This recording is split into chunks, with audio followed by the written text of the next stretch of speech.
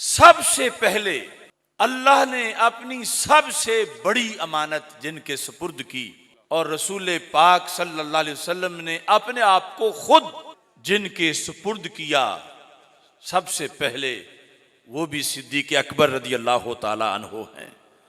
वजू के लिहाज से कुरान जमा करने में सबसे मुकद्दम आप हैं।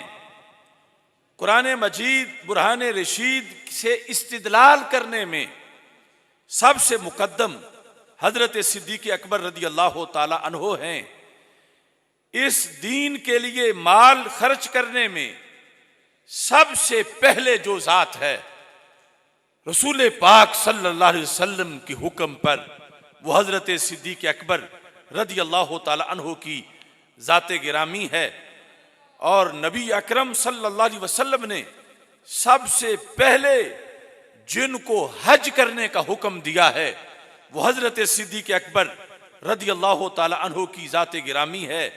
ऐसे ही नबी अकरम सल्लल्लाहु अलैहि वसल्लम ने जिनको सबसे पहले नमाज में अपना खलीफा बनाया है वो हजरत सिद्दीक़ अकबर रदी अल्लाह ताला अन्हो हैं।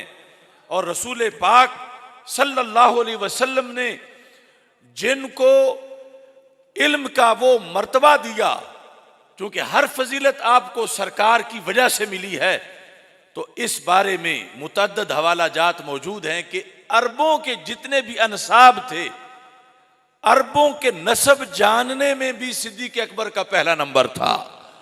आलम थे बाकी उमूर में भी, कुरान और सुन्नत में भी, और अनसाब को जानने के लिहाज से भी। और ऐसे ही जो अमरे शरीयत है उसके लिहाज से हजरत सिद्दीक़ अकबर रदी अल्लाह ताला अन्हो को रब्बे जुल जलाल ने पहला नंबर अता फरमाया। और यहाँ पर जिक्र करते करते वजू को इमाम इब्न ज़िंजवै ने इस हकीकत को भी लिखा कि मारिफतुस सिद्दीक़ बिखिताबिल्लाहि व मुरादिही, कि रब्बे जुल जलाल कुरान के अंदर जो खिताब फरमाता है, सबसे पहली जिसकी सोच उस मफहूम को समझती है वो सिद्दीक़ अकबर रदी अल्लाह ताला अन्हो हैं।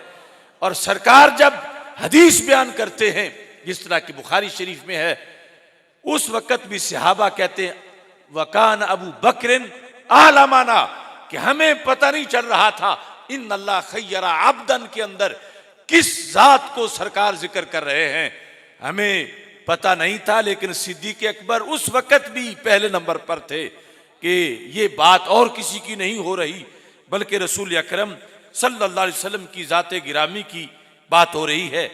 ऐसे ही नबी अकरम सल्लल्लाहु अलैहि वसल्लम के फैसलों में राय देने के लिहाज से और सरकार दो आलम सल्लल्लाहु अलैहि वसल्लम की पॉलिसी को समझने के लिहाज से हुदैबिया का जो मौका था, जब रसूल पाक सल्लल्लाहु अलैहि वसल्लम ने ये मुआहदा कर लिया कि उम्रा अगले साल करेंगे, अब यहीं से वापस चले जाएंगे, और तो और रहा हजरत अबू बकर सिद्दीक रदी अल्लाह ताला अन्हो के बाद जिनका नंबर है हजरत उमर फारूक रदी अल्लाह ताला अन्हो, उन्हें समझ नहीं आ रही थी कि कैसे हो सकता है कि हम यहीं एहराम खोलें, यहीं कुर्बानियां कर दें और यहीं से हम वापस चले जाएं।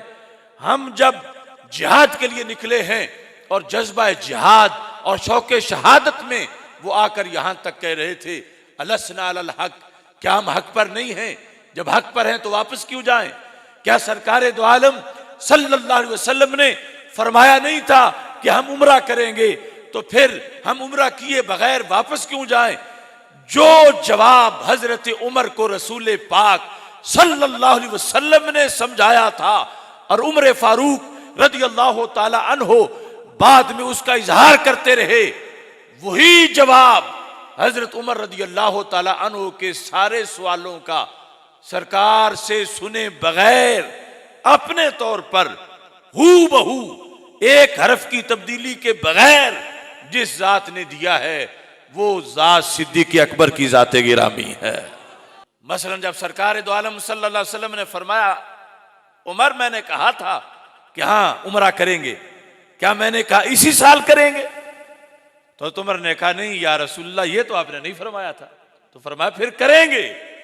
यानी ये इल्मे नबूवत है कि उमर अगले साल भी तुम जिंदा होगे, मैं भी हूंगा, उम्रा करेंगे।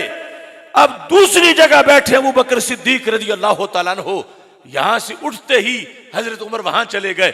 जब वहां जाके पूछा तो हजरत अबू बकर सिद्दीक ने भी पहले दो सवालों के बाद जब यह सवाल हुआ कि सरकार दो आलम सल्लल्लाहु अलैहि वसल्लम ने तो फरमाया था कि उम्रा करेंगे, अब उम्रा किए बगैर कैसे चले जाएं?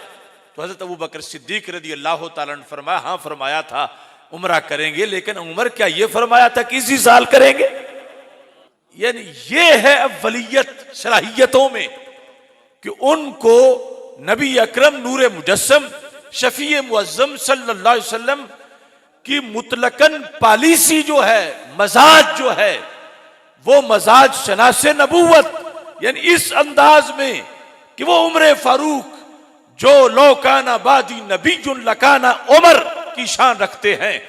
इन यकूफी उम्मती अहद फइन्नहु उमर, वो उम्मत के सबसे बड़े मुहद्दिस और साहिब इल्हाम, जहां उनकी सोच सवाल के मनसब पर है, वहां सिद्दीक अकबर रज़ी अल्लाह तआला अन्हु की सोच एक मुर्शिद और उस्ताज के मनसब पर है।